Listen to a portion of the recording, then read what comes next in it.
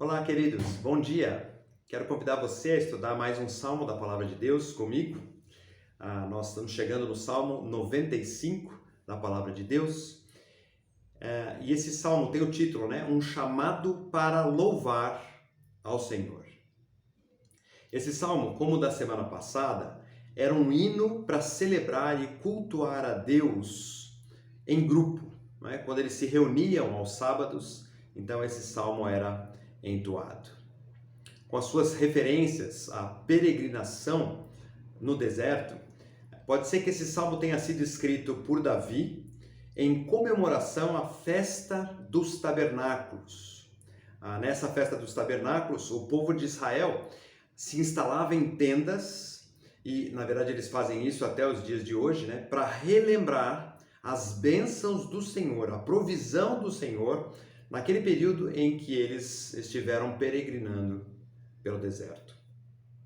O salmo é dividido em duas grandes partes. Na primeira delas, versículos de 1 a 7, nós temos um chamado à adoração. E na segunda parte, de 8 a 11, nós temos essa profecia na voz do Espírito Santo, relembrando o povo sobre os perigos de tentar se rebelar contra Deus.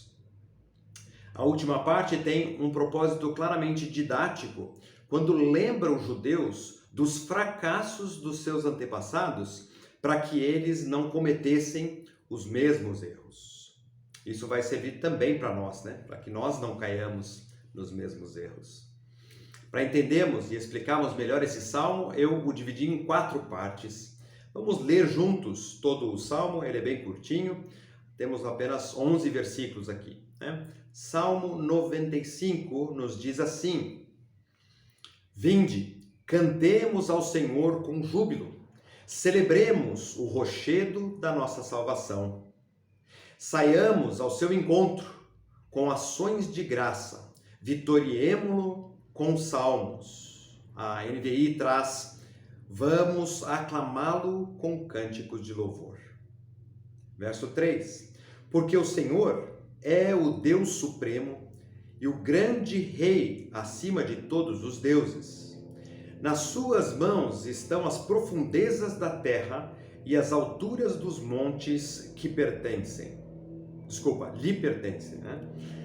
Dele é o mar, pois ele o fez, obra de suas mãos os continentes. Vinde, adoremos e prostremo-nos, ajoelhemo-nos diante do Senhor que nos criou. Ele é o nosso Deus e nós, o povo do seu pasto e ovelhas de sua mão. Hoje, se ouvirdes a sua voz, não endureçais o coração, como em Meribá, como no dia de Massá, no deserto. Quando vossos pais me tentaram, pondo-me à prova, não obstante terem visto as minhas obras. Durante 40 anos estive desgostado, ou fiquei irado com essa geração, e disse: é povo de coração transviado, ingrato, povo que não conhece os meus caminhos. Por isso, jurei na minha ira, não entrarão no meu descanso. Até aqui a palavra do Senhor. Vamos orar, vamos colocar esse momento mais uma vez nas mãos do Senhor. Pai de amor, nós te louvamos pela instrução que a tua palavra nos traz. Te agradecemos, Senhor, pelo cuidado que o Senhor tem conosco e pelo privilégio e liberdade que temos de estudar a tua palavra. Dá-nos nessa manhã um pouco mais de entendimento a respeito dos teus planos para as nossas vidas como teus filhos. É o que eu clamo no precioso nome de Jesus. Amém. Então, como eu disse, dividi em 4 partes. Na primeira, numa introdução aqui, nós temos esse chamado positivo à adoração. Versos 1 e 2, Vinde, cantemos ao Senhor, diz o salmista. Cantemos com júbilo, celebremos o rochedo da nossa salvação. Aqui, rochedo da nossa salvação é uma menção clara, essa metáfora daquilo que aconteceu quando o povo de Israel caminhava no deserto, ali no Êxodo, e com falta de água, e da rocha o Senhor fez jorrar água, né? Trazendo então salvação para o povo no deserto. Versículo 2: saiamos ao seu encontro com ações de graça, vitoriemo-lo com salmo. Como eu disse, né? Vamos aclamá-lo com cânticos de louvor. Essa convocação era provavelmente cantada no coro, pelo coro dos levitas, né? Quando eles estavam convocando o povo para a adoração no templo. Quando essa adoração ia começar. Aquele povo ali, né, os israelitas, né, felizes, rapidamente se juntavam, fazendo muito barulho, né, louvando a Deus de forma entusiasmada, como é comum, como é a característica daquela adoração no Oriente. Então, a primeira aplicação para nós, nesses dois versículos, tem a ver com essa atitude de adoração. Para nós cristãos, que somos povo de Deus, nós deveríamos aprender com o povo de Israel. Jesus Cristo é essa nossa rocha da salvação. Porque em Cristo nós recebemos não só uma salvação física, como o povo de Israel recebeu de Deus, mas recebemos mais do que isso, recebemos salvação eterna. Por isso, então, eu convido você nessa manhã a exercitar isso, né, durante o seu dia, essa atitude de adoração ao Senhor em tudo aquilo que você vai fazer ao longo do seu dia.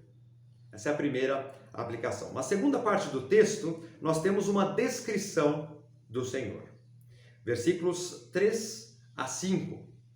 Ele começa dizendo: porque o Senhor é Deus supremo e grande rei acima de todos os deuses. Então, essa era uma forma poética usada naquela época para afirmar a grandiosidade, né, do nosso Deus e negar a existência de qualquer outro Deus, né?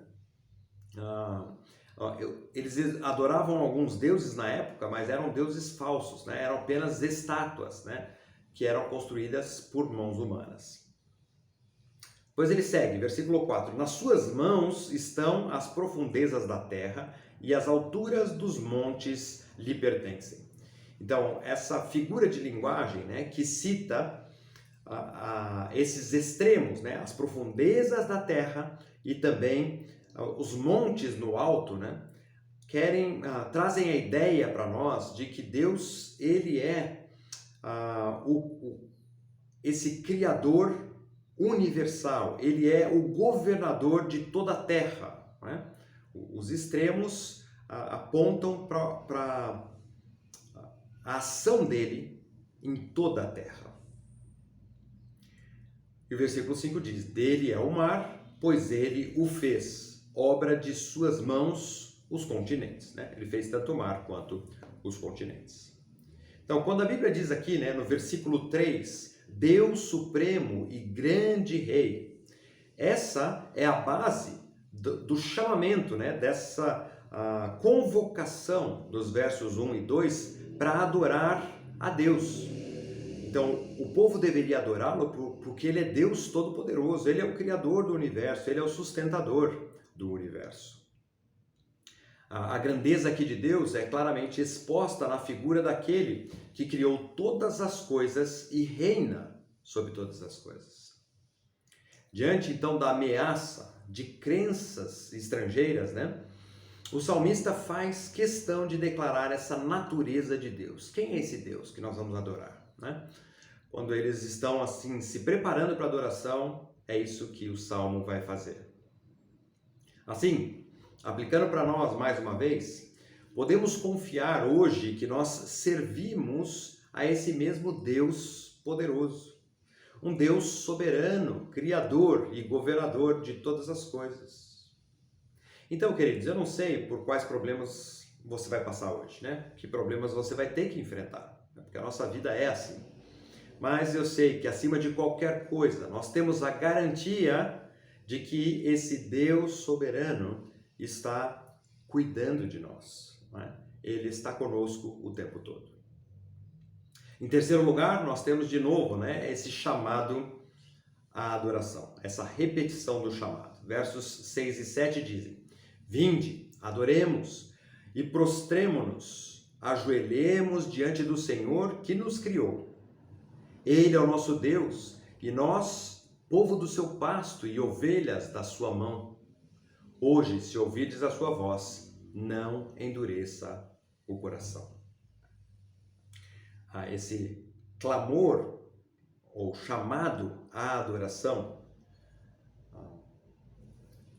parece descrever uma segunda fase na adoração daquele povo, né? Se no primeiro chamado eles se juntam em louvor, agora esses cânticos alegres vão dar lugar para algo mais formal ali naquele momento de culto. Eles vão se inclinar perante o Senhor e eles vão se ajoelhar diante de Deus.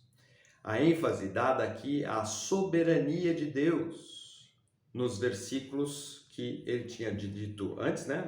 Nos versículos 3 a 5, agora que é demonstrada nessa atitude reverente do povo. Então, o texto aqui nos mostra, né, esse relacionamento especial do povo de Israel com Deus. Por isso, no versículo 6, esse chamado à reverência diante de Deus. Deus não era um estranho para eles. Ele também não era apenas um coleguinha. Ele não era o cara lá de cima. Ele, muito menos, era um empregado que deveria satisfazer as vontades daquele povo. Essas formas, né, de encarar a Deus que nós vemos nos dias de hoje, em igrejas por aí, achando que Deus é nosso servo, que tem que, né? Por isso eu reivindico, eu não aceito tal situação. Isso é estranho à palavra de Deus, às Escrituras, ao relacionamento que o povo de Israel nos ensina a ter com Deus. Deus é este soberano que nos tem em sua mão. Veja o versículo 7, né? Diz que nós estamos em suas mãos. Então, esse relacionamento de Deus conosco é que sim, Ele cuida de nós, mas também é Ele quem nos direciona para onde quer. É Ele que conduz a nossa vida de maneira soberana. E por fim, em quarto lugar, no texto de hoje, nos traz essa advertência, né, que foi feita àquele povo. Não endureçais o coração como em Meribá, como no dia de Massá, no deserto. Meribá foi aquele lugar, né, no deserto onde os israelitas se rebelaram contra Deus. A reclamação deles sobre a falta de água demonstrava a sua falta de fé, falta de confiança no poder de Deus, né, no poder salvador de Deus. Versículo 9: Quando os vossos pais me tentaram, pondo-me à prova, não obstante terem visto as minhas obras. Eles já tinham visto o mar sendo aberto, né? E a fuga ali de Faraó e seus soldados, e ainda assim duvidavam.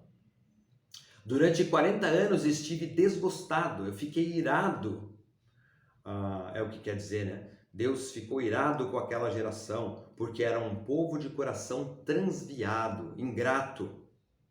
Esse foi o motivo da peregrinação daquele povo pelo deserto. E o texto ainda diz: povo que não conhece os meus caminhos. Por isso, jurei na minha ira, não entrarão no meu descanso, é o que diz o Senhor. O versículo 8, então, começa com essa declaração: não endureçais o vosso coração. Um chamado à sensibilidade do nosso coração.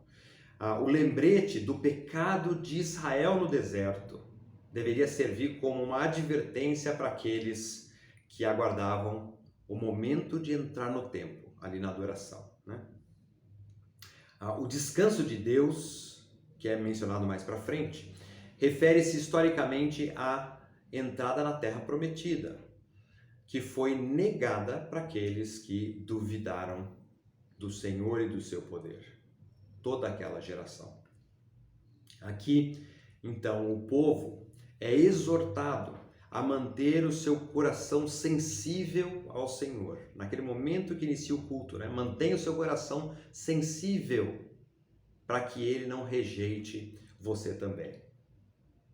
A pergunta para nós, e aplicando para nós já nos dias de hoje, é: como está o seu coração nessa semana?